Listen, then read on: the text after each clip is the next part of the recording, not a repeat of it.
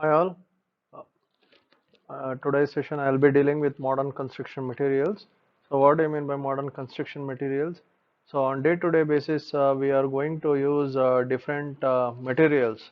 Okay, it might be for wall construction, it might be for flooring construction, it might be for um, painting or some interior decoration or exterior decoration. So these materials, here I deal with these materials.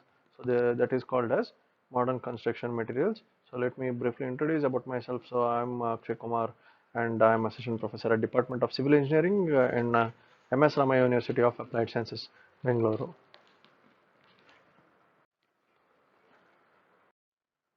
Okay, what the lecture objectives? So what are the lecture objectives? The outcome of this lecture is to identify once we go through this complete session, the student uh, should be able to discuss various types of reinforcement coatings, plastics, fiber reinforcement polymers, flooring materials, facade materials. So and also you should be able to identify different waterproofing compounds that are used in building construction. So what are the purpose? For the first is the purpose of waterproofing components and which are the different types of waterproofing components that are available in the market. So the third lecture objective is to explain the properties, manufacturing processes and uses of plastics and metals. So discuss the applications of various construction chemicals such as sealants, engineering grouts, admixtures and adhesives and smart intelligent materials. So this complete sessions, though it looks big, so we have some around 145 slides, but many of them are images and not a complete explanation, just to make sure that students are well versed with the types of materials that are available in market. So whatever the images here in this PPT that has been taken are from different sources, and it is just for educational purposes, not for any personal use or as well as uh, for own use. It is just for an educational purposes to teach the students what actually the construction materials are. So coming on to the first material, that is steel. Steel, we have two different types of steel materials. Uh, Basically, the plain carbon steel and alloy steel. So what do you mean by plain carbon steel and what do you mean by alloy steel?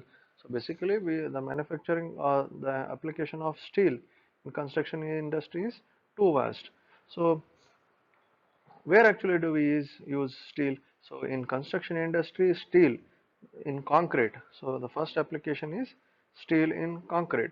So steel in concrete in what way? So steel is a good in tension and concrete is good in compression. So the composite of, okay, so the composite of steel and concrete gives you a good combination. So hence steel is used in the concrete.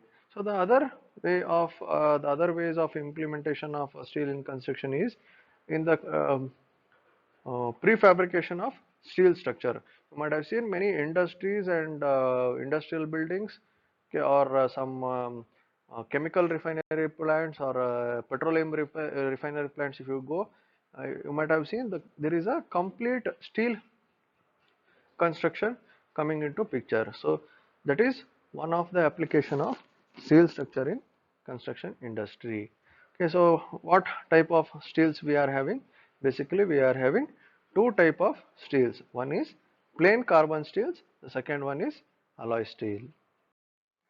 What do you mean by plain carbon steel? Again, in plain carbon steel we have different variants, okay, based on the percentage of the carbon content in the manufacturing.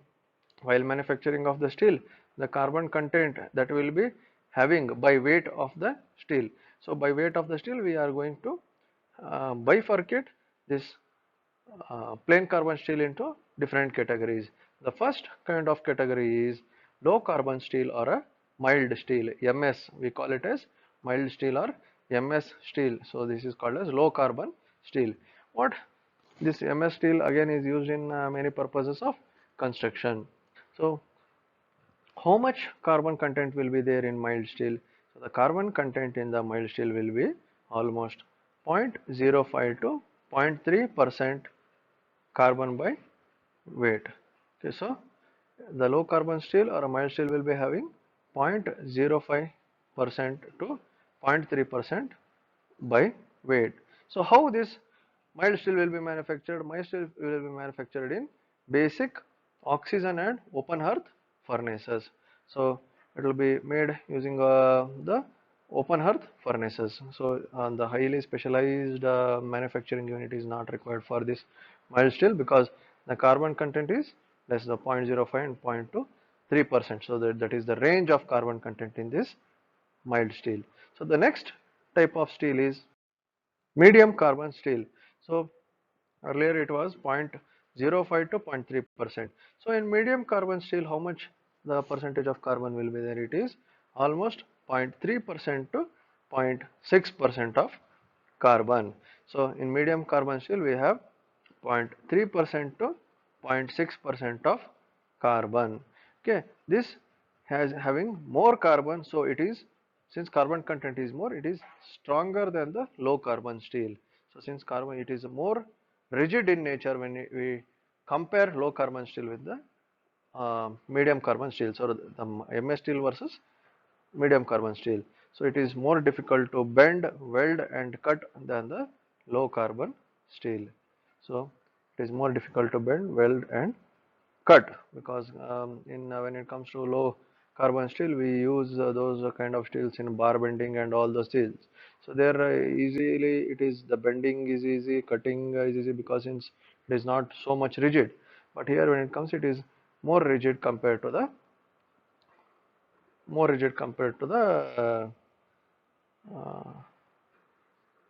uh, MS carbon steel. Then what is high carbon steel? So high carbon steel is nothing but the more carbon content compared to uh, medium carbon and lower carbon. So the high carbon steel is having 0.6% to 1.5% of carbon. So earlier it was 0.06 to 0.3%, now 0.3% to 0.6% in medium carbon. So when it comes to high carbon steel, it is 0.6% to 1.5%. So since the carbon content is more than the medium carbon steel and low carbon steel, it is hard to bend, it is hard to weld and cut. Okay, so the joining from one piece to another piece of high carbon steel, it is very difficult. So it becomes very hard and brittle when hardened. So usually when you manufacture the steel, it will be in the molten state. But after its manufacture, after it gets cooled, that molten state, once it gets hardened, it will be very hardened or very brittle in nature. Then the second type of steel, now till now we had discussed plain carbon steel. Now the next type of steel is alloy steel. So alloy steel also means, alloy steel is for serving different new purposes. So to enhance the mechanical properties of the steel or to make the steel usage in different application, we go for alloy steel. Okay, sometimes we might be in requirement of a very heavy metal design or for a heavy requirement of heavy machinery design. So there, from the carbon steel, you would not be able to manufacture. So in such cases, we combine one or two more steels to achieve a particular property, to achieve a particular strength properties. So that is called as alloy steels. So combining steels with one or more other metals elements. So again, this alloy steels also can be divided into three categories, three basic classes. So the first class of alloy steel is construction alloy steel. So the first class of alloy steel is constructional alloy steel. The second type of alloy steel is alloy tool steels, then special alloy steel. So anyways, we'll discuss, I'll be discussing one by one about all these steels. Okay, so alloying, what happens in this alloy steels is it will alloying may increase the following properties. So earlier carbon steel may serve very simple properties. For example, very doors and windows, such general applications you might be use alloy steel. But when it comes to the complex applications, like if you require steel for a body of a car, manufacturing, while by manufacturing a car, you for a body of a car, so you cannot use a simple or a plain carbon steel. So you require some blend or a new kind of material. Okay, so it should be lightweight in nature. So here, to achieve the different properties, we are going to mix two or more different kinds of steel. So the alloying, what happens when we do alloying? So alloying may increase the following properties. So what are the different properties? It will increase the ability to be hardened, ability to be machined. So if you take plain carbon steel, the bending, if you take more content of carbon, the bending, welding is difficult in nature. But when you to make suitable for welding or cutting or bending with the same carbon content, so you are going to blend the two different type of steels. So then ability to be machined, ability to be hardened will be increased.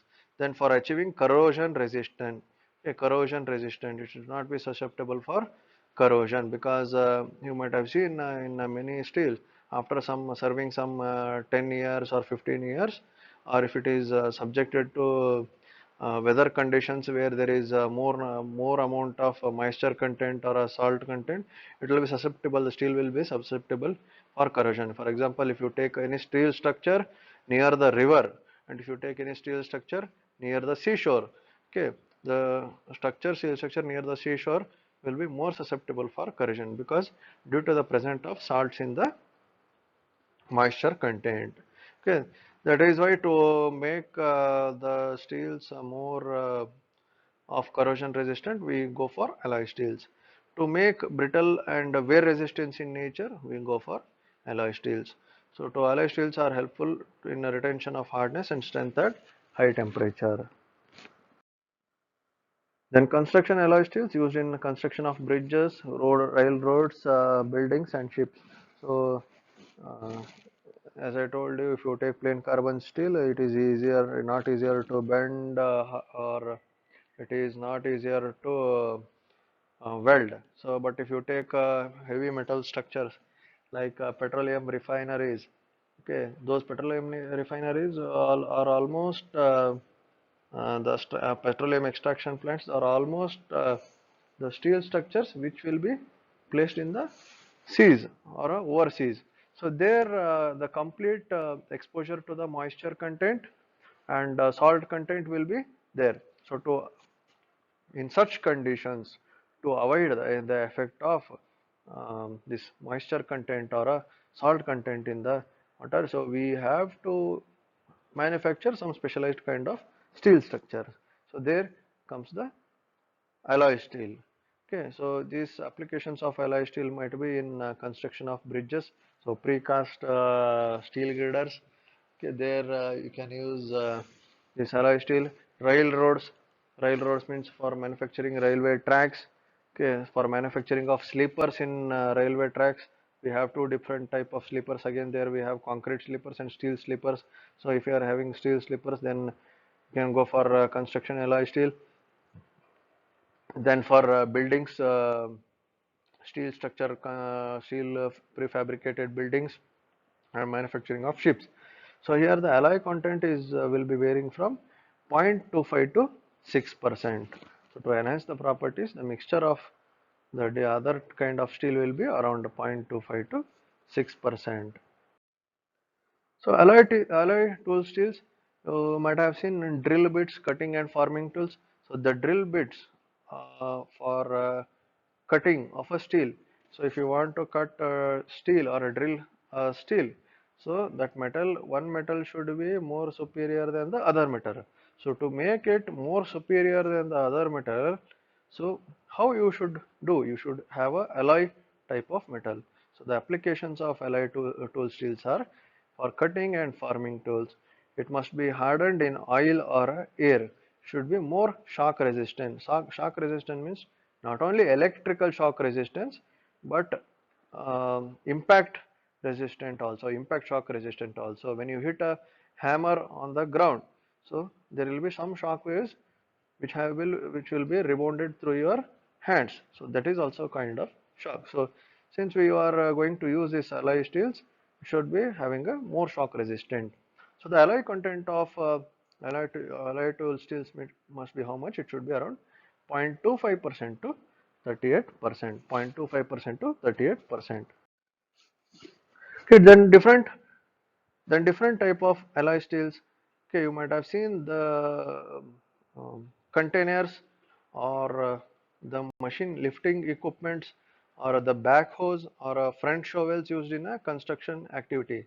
So we usually for excavation and all we use machinery, right?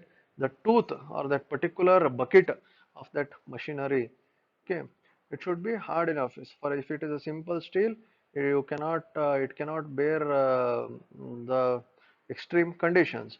So in such cases, this special alloy steels can be manufactured. Where actually these special alloy steels will be helpful? It will be helpful for the it will be designed for the extreme service requirements. Include steels with a very high heat, corrosion resistant, heat resistance, or wear resistance, wear and tear. Okay, if you are using this tip of the bucket for excavation, so it should not damage within a single day or a 2 day, or it should not be um, replaced after some 1 or 2 projects. So it should be serving for a certain period of time. Okay, that is what we call it as uh, wear and tear resistant. So that is called, we call it as wear and tear resistance. So some of the applications are power shovel teeth, tractor lugs. Tractor lugs means the disc or a rim of a that particular tractor or a machinery. So where the tire will be fitted, right? So to bear the pressure from the tire or to bear the load from coming from the particular vehicle or from the above. Okay, this tractor legs should be hard enough. So all this will be manufactured using alloy steels. Rock crusher jaws. Okay, for a crusher jaws, for a rock crusher, okay, those also are manufactured by alloy steels.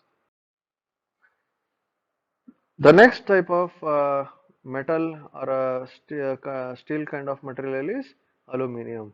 What are the advantages of aluminium? So you might have seen we currently aluminium is corrosion resistant. So aluminium is corrosion resistant. Okay. So what are the different properties of aluminium? The different properties of aluminium are weight. Okay, how aluminum is in nature? Aluminum is very lightweight in nature. If you had lifted 1 kg, not instead of 1 kg, if you have lifted aluminum panels and steel panels, you will be observing. So aluminum is light in weight.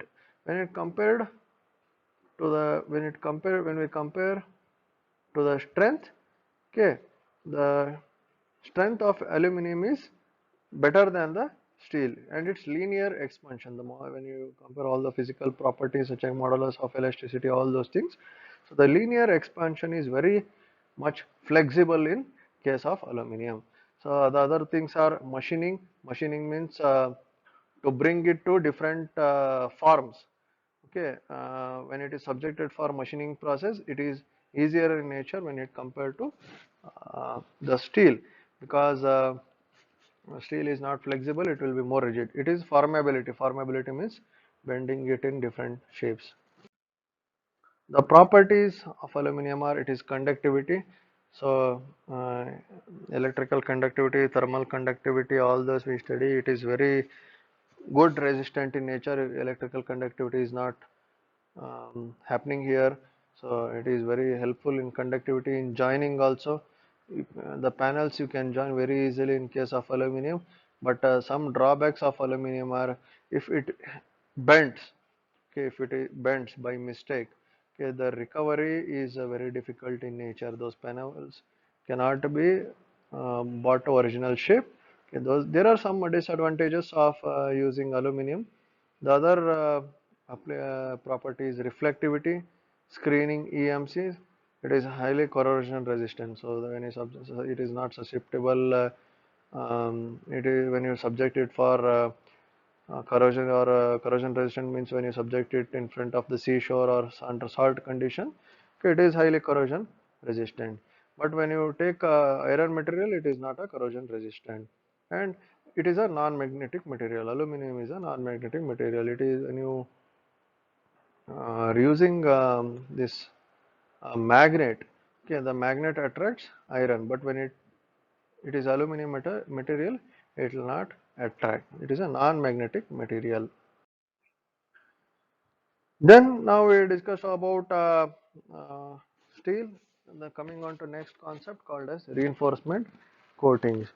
What are the different types of reinforcement coatings we are having? We are having inhibited cement slurry coating system. We have cement polymer cement composite coating system.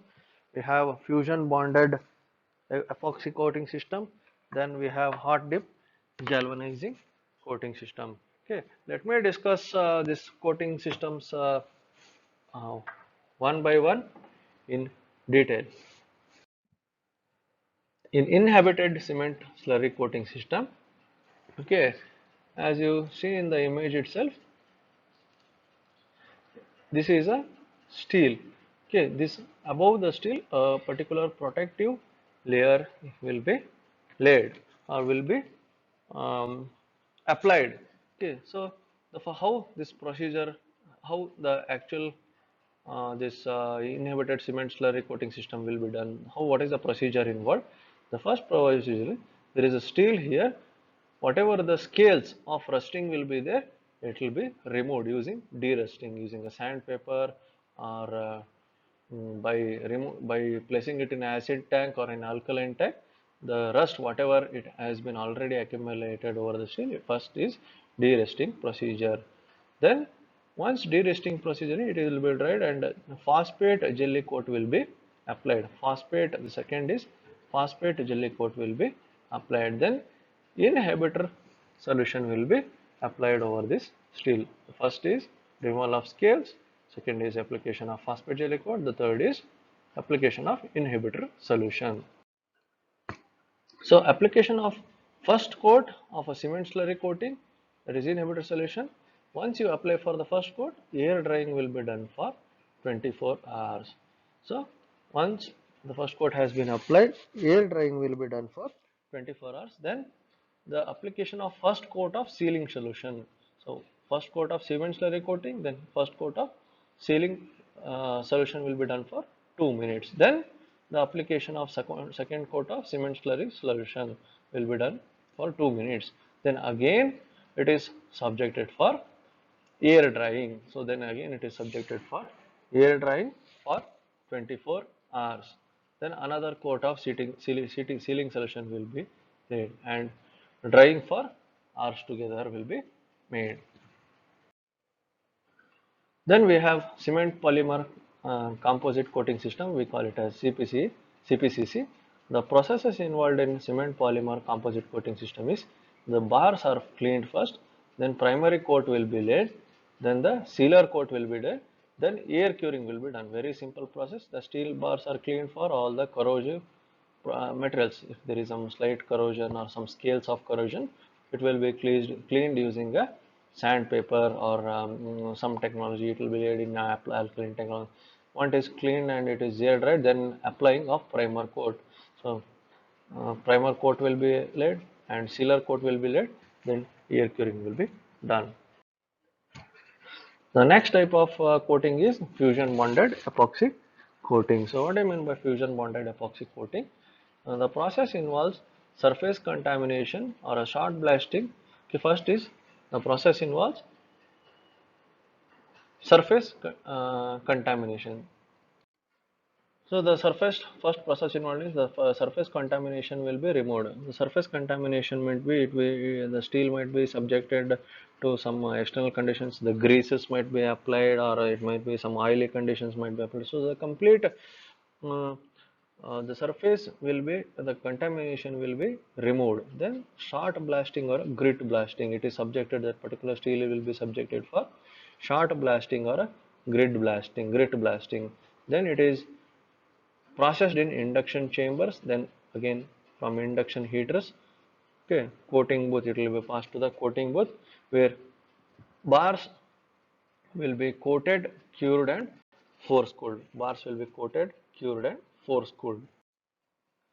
The next is organic contents, means will be scale and rust on the rebars will be removed, cleansed, sand blasting or a short blasting will be done, surface preparation for that particular hop dip. This is in the process of hop dip galvanizing. The organic contaminants will be removed, scale and rust on removed, then sand blasting or a surface will be prepared for hot dip galvanizing. You might have seen this kind of steel which will be glowing in the sides, so it looks some like some silver finish kind of thing. Okay, that is the hot dip galvanizing. The first process is organic removal of organic contents, scale and rust on the rebars will be removed, and surface will be cleansed. Sand blast or a short blasting, surfaces preparation will be sand blast or short. Then is surface degradation. So in surface degradation, rebars are immersed in a molten zinc. So 98.5% of molten zinc solution. Okay, once it has been cleaned, air dried everything, then these rebars will be immersed in a molten zinc. Okay, molten zinc, it is a liquid in nature which is 98.5% pure. So the thickness of coating will be around 610 gram per square meter. Okay, the thickness of a coating will be around 610 gram per square meter, that is around 84 microns of thickness will be dead. Then rebars will be dried completely. Okay, the rebars will be dried completely and it will be subjected for use. Coming on to the next type of material, that is plastic. Today you might have seen plastic is a non-biodegradable subject in nature. So, but there is lot of application of plastics in day-to-day life. So, what are the different? Let me talk about what are the different types of application of plastics. The different type of application of plastics depends on.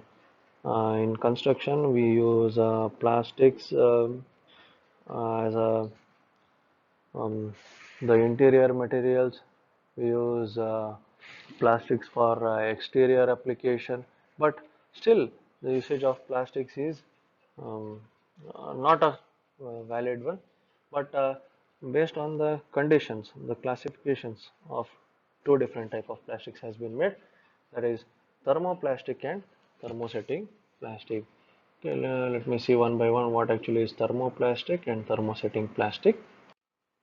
Thermoplastic means it is the plastic which softens on heating and hardens on cooling. Usually the mobile covers or the plastic chairs, whatever you see, those are called as thermoplastic. So the property of thermoplastic is how it is, what way the what is the property of it? It softens on heating and hardens on cooling. It is how it is formed by the addition polymerization. It is having a high chain molecular structure. It can be remolded for use as many times as required. If you don't want this one, you can heat it and remold it whenever you want. You can bring it to new shape by heating it. That is what it means. It can be remolded for use as many times as required.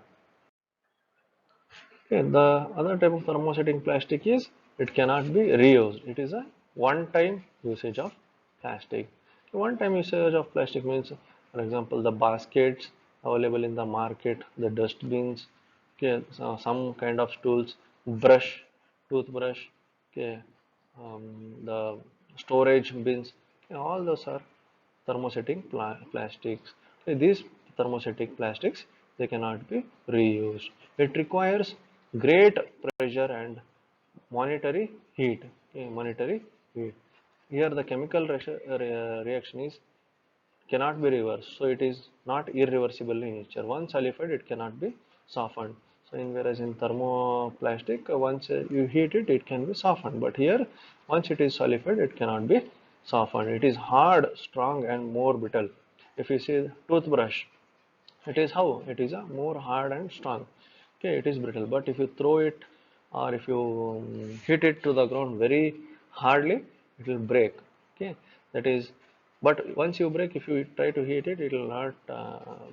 You cannot join it, or it will not be back to the shape. That is why we call it as hard, strong, and more brittle. What are the different properties of plastics? Plastics are having its own properties. That is, plastics can be molded to any desired shape or a size. Plastic can be molded to any desired shape or a size. It is having high tensile strength and high compressive strength. Okay, that is why we are going to use it. Is easy to work upon because the manufacturing process of plastic is very easy. You heat it and bring it to any shape. If you don't want that particular plastic, again you heat it and create some new material. Okay, but whereas in steel and other things you require very high temperature to melt it. Okay, that is why plastic is more advantage in nature. But there are again one issue, that is plastic is not susceptible to corrosion, whereas steel is susceptible to corrosion. Like that, there are different advantages of plastics over steel. But again, if you take the disadvantages thing, plastics are non-biodegradable. This is non-biodegradable in nature.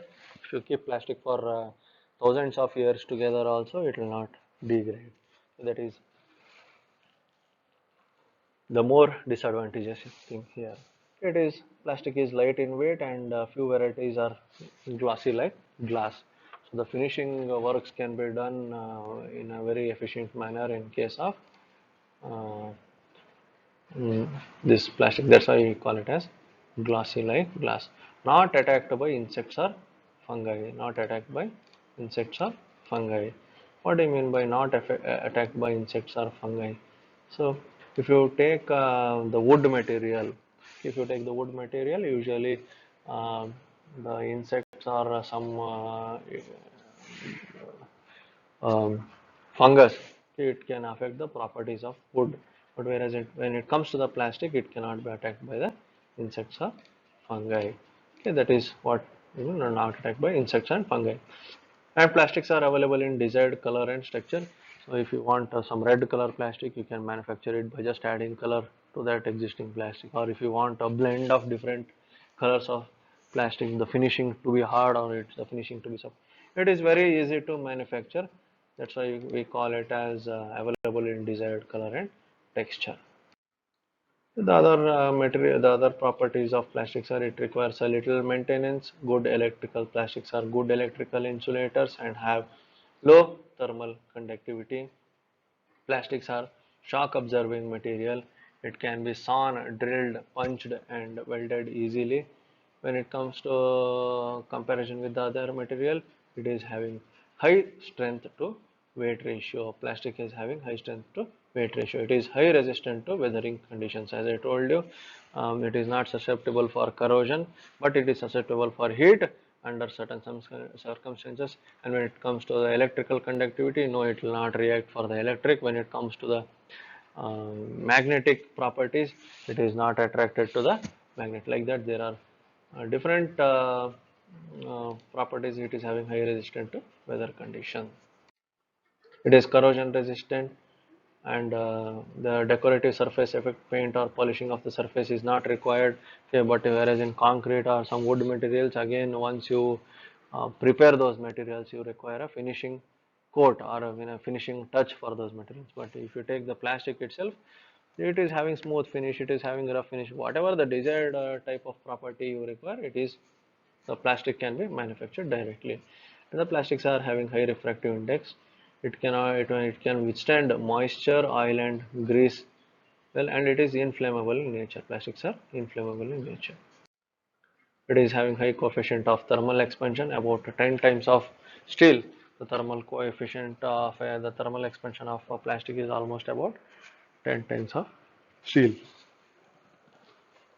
The deterioration under prolonged exposure to the sun's ultraviolet rays, low manufacturing cost. The major advantages of plastic is it is having a low manufacturing cost. It is not too much costly, and it is having low manufacturing cost, and hence cheap.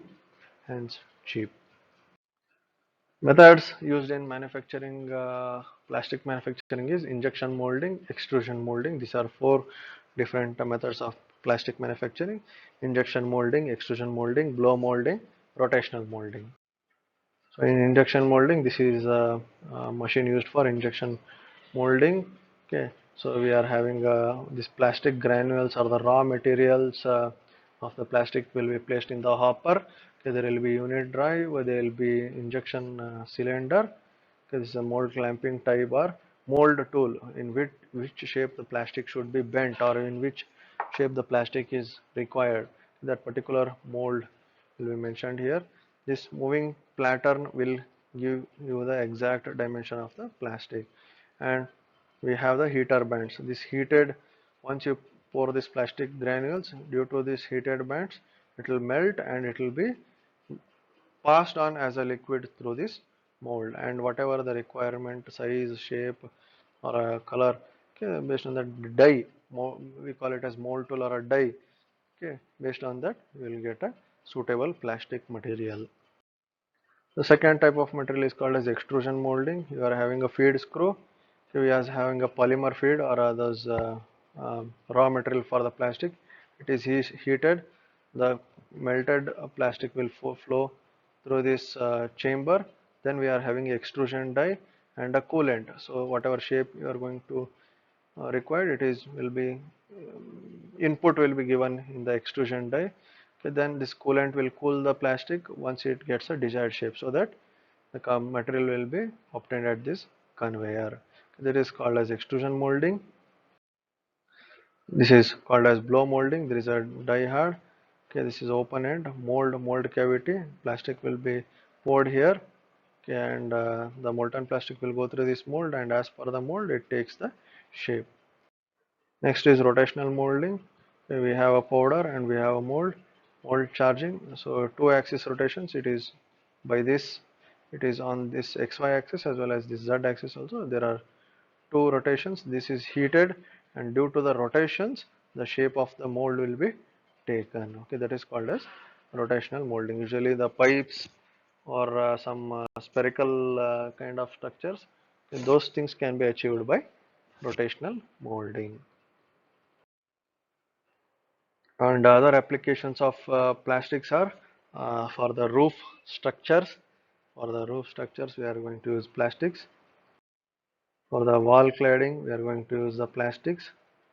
Okay, some applications of a wall cladding, but again the usage leads to non-biodegradable, and it is easier to clean. Doors and windows made out of plastic. Piping, so piping solutions. So again. Because sometimes the pipe will be laid inside the earth, means it will be excavated and it will be subjected to different acidic conditions, it will be subjected to different exposure conditions.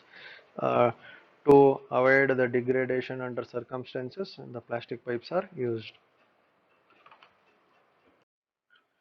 Then comes the other type of material called as fiber reinforced polymers. These fiber reinforced polymers are the composite materials, or these are the fibers which are having a continuous matrix films. The advantages of the major advantages of this fiber reinforced polymers are these are the materials are having the maximum material stiffness. These materials are having the maximum material stiffness. Okay, so the advantages of fiber reinforced polymer is it is having a maximum material stiffness. Uh, mm, Stiffness to density ratio is almost 3.5 to 5 times that of aluminum or steel. And the other advantages are it is having high fatigue and endurance limits. It can absorb impact energies. The material properties can be strengthened wherever required. The corrosion potential is reduced, joints and fasteners are eliminated or simplified. Different types of FRP or fiber reinforced polymer are glass fiber reinforced polymer, carbon fiber reinforced polymer, or aramid fiber reinforced polymer.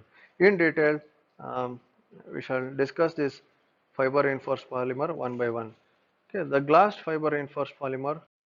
The glass fiber reinforced polymer, it is made by mixing silica sand, limestone, folic acid and other minor ingredients. So this uh, particular glass, it is obtained by mixing silica sand, limestone, folic acid and other minor ingredients. This mix is heated and it melts around 1000 to 60 degrees Celsius. So the molten glass is then allowed to flow through the platinum plate. So usually the applications for the high-end applications like manufacturing of weapons, there this glass fiber reinforced polymers will be using. Glass strands here are cooled, gathered and wound. Fibers are drawn to increase the directional strength. Fibers are then woven into various forms for using composite. So the glass strands, whatever we obtain from the manufacturing, it will be gathered and wound. Fibers are drawn to increase the directional strength. So when it's subjected to high impact strength, that fiber, the polymer should be able to bear that impact strength. So that's why to increase that strength, the fibers will be drawn in different directions. Then it will be woven into various forms for use in composites. So carbon fiber reinforced polymer, it is having a high modulus of elasticity around 200 to 800 GPa. The modulus of elasticity, the in CFRP, we call it as carbon fiber reinforced polymers. So ultimate elongation is around 0.3 to 2.5%. These do not absorb water. These polymers, the major thing is do not absorb water. Hence, it is more resistant to the different conditions of moisture content. So it is not a water absorbent and it is resistant to many chemical solutions. The different chemical solutions will not affect the CFRP. This is carbon reinforced polymers. It can withstand fatigue excellently. Fatigue means repetitive loading. So impact loading is a single time loading, but when we call the loading to be very frequently, that is called as repeated loading. That repetitive loading is nothing but a fatigue. So this CFRP, carbon fiber reinforced polymers, are very highly resistant to the they should be able to withstand fatigue excellently, and they do not stress, corrode or do not show any creep or relaxation. They do not stress, corrode or do not show any creep or relaxation, and there is less relaxation and electrically conductive and due to galvanic corrosion. Then is aramid fiber reinforced polymers, very hard type of polymers. It is a short form of aromatic polyamide. That is what we call as aramid fiber reinforced polymers. The modulus of elasticity is around 70 to 200 GPa. Ultimate elongation is 1.5 to 5%. Aramid has a high fracture energy. So it is used for helmets and bulletproof garments. Aramid fibers are used for helmets and bulletproof garments. It is sensitive to elevated temperatures, moisture and ultraviolet radiations. No problem with relaxation and stress corrosion. So the other type of things are flooring materials. What are the different flooring materials we are having initial till now? We have discussed plastics, we have discussed steel materials. Now we move on to the other concept called flooring materials. Okay, this is one type of flooring, bamboo flooring, which is um, very good type of flooring which we used to use in earlier days, ancient times. This bamboo flooring we had used. India is also one of the largest producer of bamboo structure. Okay, there is abundant supply of bamboo, so instead of going for vitrified floorings and other types of floorings, we go for a bamboo flooring. Next is carpet and carpet tiles. So we have some one existing floor where again on the above floor the carpet tiles. Okay, it is similar. The carpet will be cut into many pieces and it will be joined one by one. This is called as carpet and carpet tiles. Cork flooring or wooden flooring. We call it as cork flooring or wooden flooring. This is one type of flooring material. Hardwood flooring, engineered wood flooring or a plywood flooring. Okay, this is used as a wooden flooring material. Laminate flooring, hard flooring means where sometimes the concrete flooring also will be used as hard flooring or some other materials based on cementitious material, and then we make designs whatever we call the hard flooring. We have other types of flooring here, vacuum dewatered flooring and all those things that will be useful for industrial purposes. Then linoleum flooring, vinyl flooring, rubber flooring. So to avoid slipping of some materials, or if you are stacking some materials and the floor should not be slippery, in such cases we use rubber flooring, or to avoid a direct impact on the floors, or on the particular slab. Okay, to avoid those impact when you lift a heavy equipment or heavy substance and you drop it on the floor there is a chances that floor might get cracked. So to avoid those impact, okay, this rubber flooring might be used as a type of flooring material. The next type of flooring material is facade material. Okay, the facade materials are nothing, not sorry, this is not flooring material. The next type of material is exterior decorative material, that is called as facade material. Okay, the facade materials available in market are different types. The first type of facade material is glass. The exterior finish of the building can be done using this facade material. We have stones as a facade materials. We have bricks. Okay, the bricks which are not the cut bricks or processed bricks, they which we can use it as a facade material. Wood also it can be used as a facade material, but again it depends on the um, weather conditions.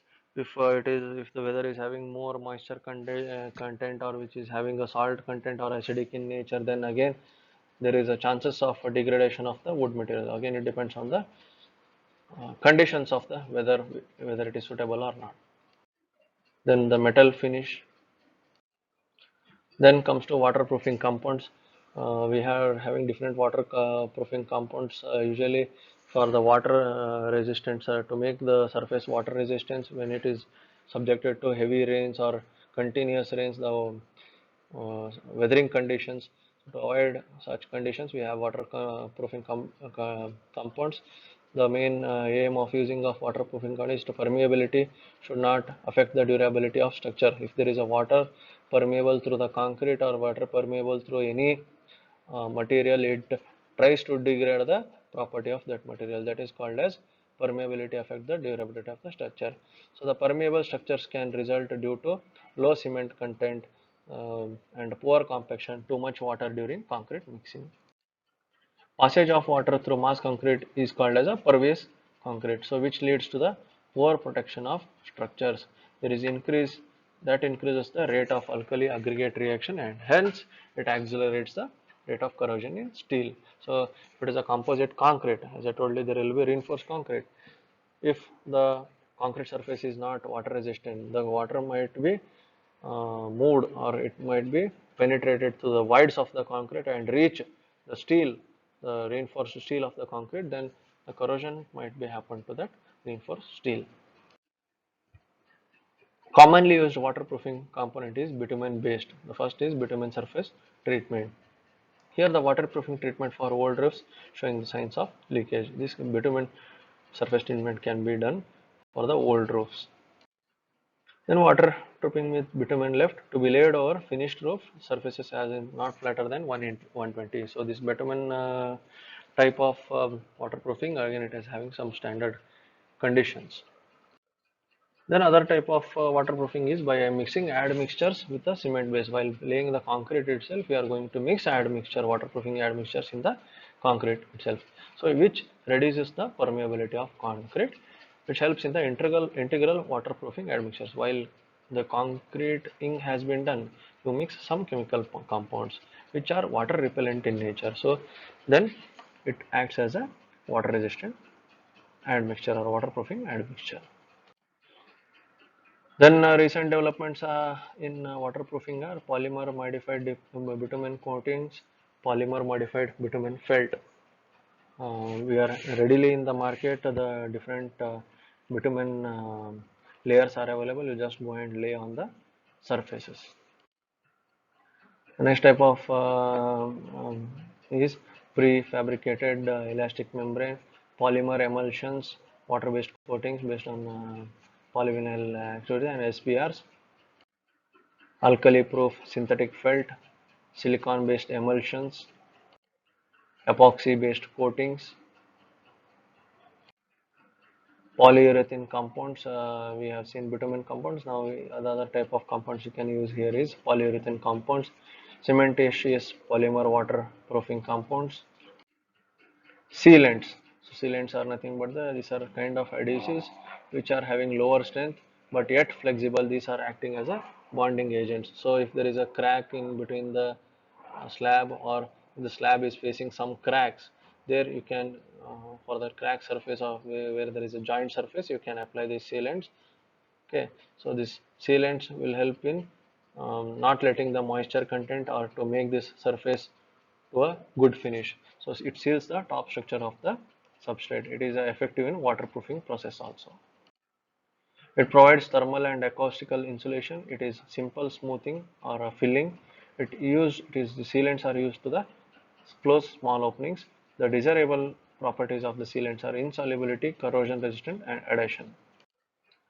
Next type of material we are discussing building material. Building motors. Motors are nothing but the paste. Okay, you might have seen the plastering will be done. The plastering will be done by what means? It is by the building motors. So it is a paste which is capable of setting and hardening. How these building motors are obtained? It is obtained by mixing the fine aggregate with the cementitious material such as sand and fine aggregates, or a sand and building material, or some cement plus sand. It is also used as a building mortar.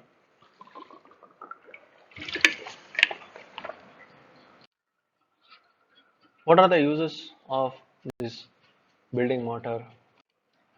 The uses of building mortar is used in brick and stone masonry, in plastering and pointing, as a matrix. Matrix is nothing but a filling material in the concrete. Classification of mortar, on based on the bulk density, we have two types of mortars, that is heavyweight mortar and it is a lightweight mortar. If it is a bulk density greater than 1500 kg per meter, it is a heavy quartz or a heavy sand mortar. If it is lightweight less than 1500, it is a light porous sand from pumice or tufa slags, etc.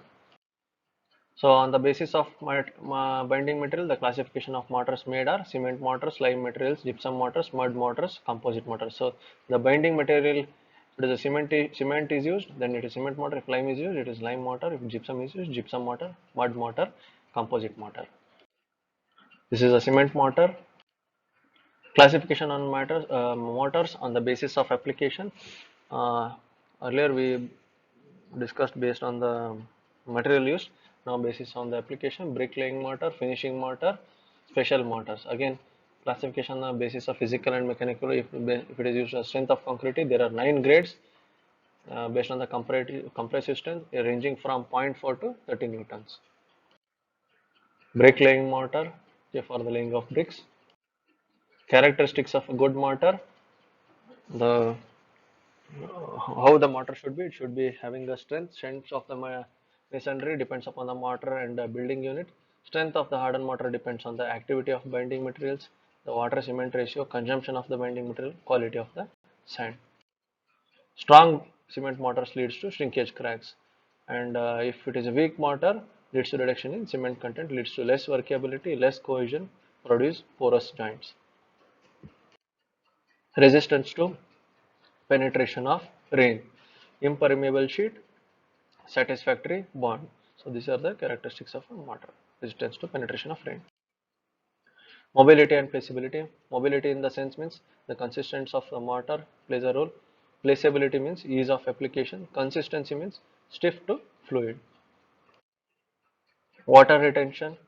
If there is no stratification, retained can retain high adequate humidity. Functions of ingredients: cement, lime and clay used as a bending will impart adhesive power and strength. Sand increases crushing strength and reduces shrinkage, but high usage of sand is not advisable because sand is just an filler material. Surki, okay, mixture of lime and mud and cementitious material. This is called as economy and it is having hydraulic properties since we are going to use a lime here. Fly ash and cinders, these also acts as a fine aggregates or just as a filler materials in the concreting or the cementitious material. Molasses or a gur is a mix with a fat lime mortar because its solubility of lime is increased and it reduces crystallizes. Mortar solidifies easily.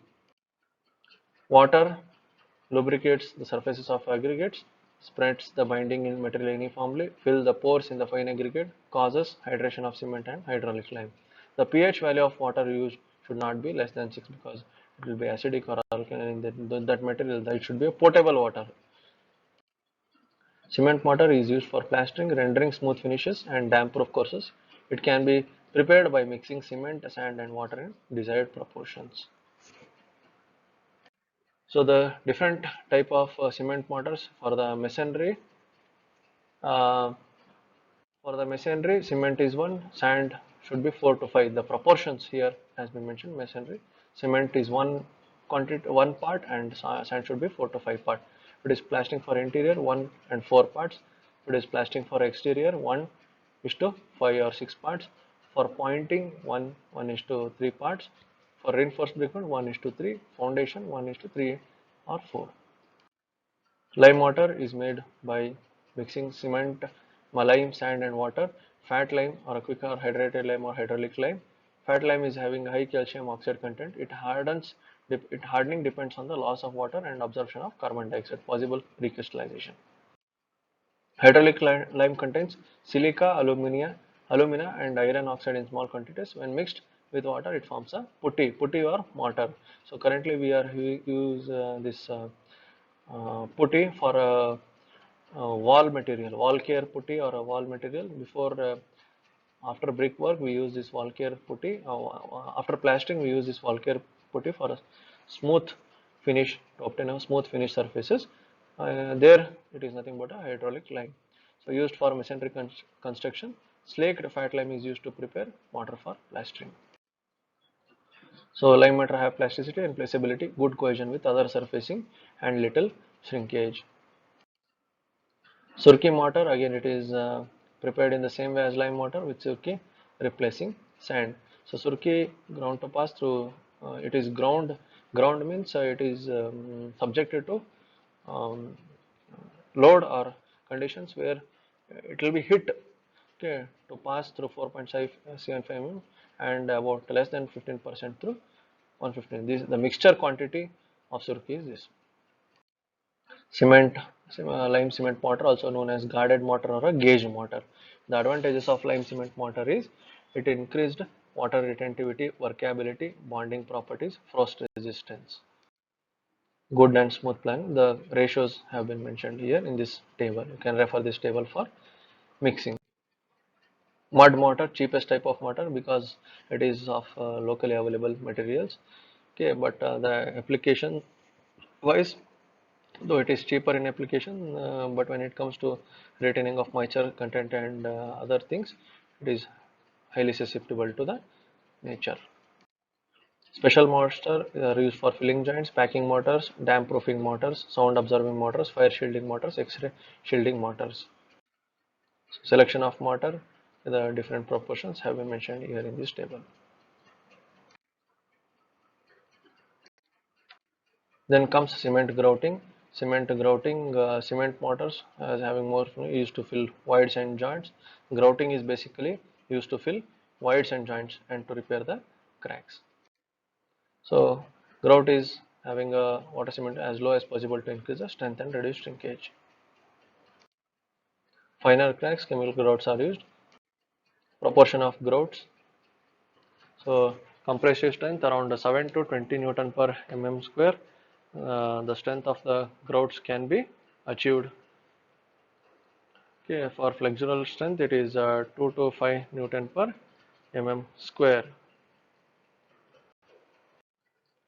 Uses of grout are to increase the bearing capacity of the soil by injection, to fill the cracks formed after the concrete sets and hardened in dams, to fill the spaces between tunnel walls and surrounding earth, to spread the earth stresses uniformly over the structure, to develop bond between steel reinforcement and concrete in hollow concrete blocks.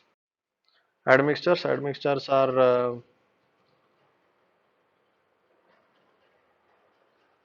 Admixtures are the accelerators or retarders, gas forming and workability agents. Accelerators consist of calcium chloride or triethylamine.